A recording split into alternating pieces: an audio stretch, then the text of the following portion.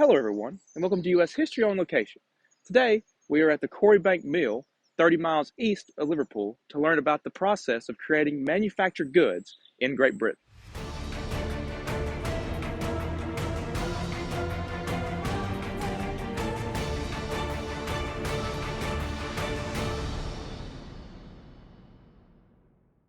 Behind me is the Quarry Bank Mill. Factories like Quarry Bank were spread all across Great Britain in the 18th century. However, a large portion of these factories were concentrated around the port city of Liverpool.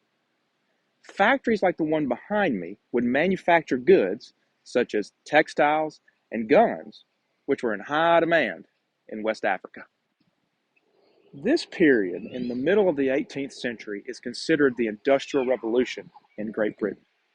The Industrial Revolution is a transformation from an agrarian, handmade economy to one dominated by factories and machine manufacturing. The textile industry, the process of changing cotton from plant to cloth, was the main driver of this rapid transformation. Agrarian manufacturing looked much like this. Individual people spinning cotton to yarn and yarn to cloth in their homes. This is why it's also known as the cottage industry.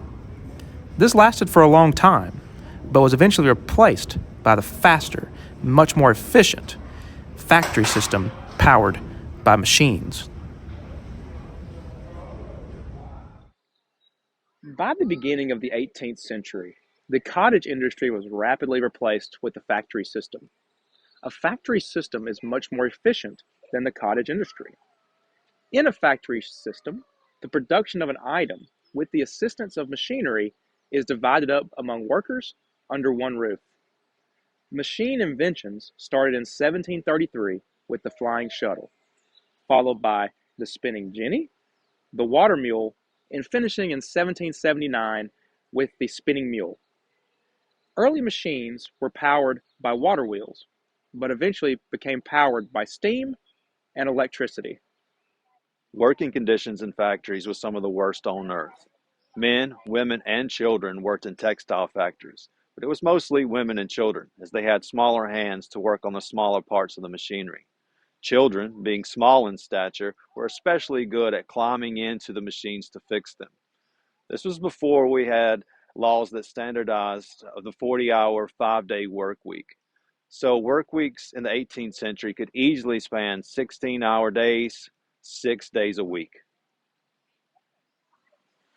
Once a large amount of product was completed, it was then boxed up and shipped to Liverpool, where it was then shipped off to West Africa. The most common way to transport these goods was on roadways and the newly formed canal system. Let's go inside to see the sights and hear the sounds of being a factory worker in the Industrial Revolution.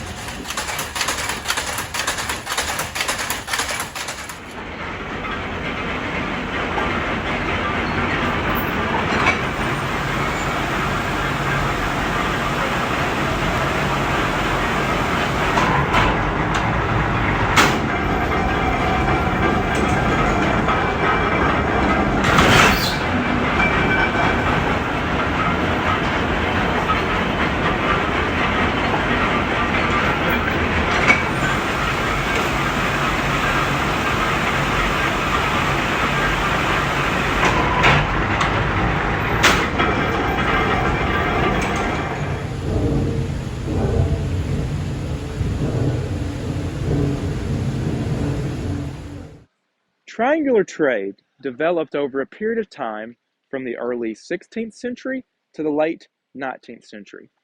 However, a large increase in trade occurred in the mid 18th century thanks to factories like the one behind me.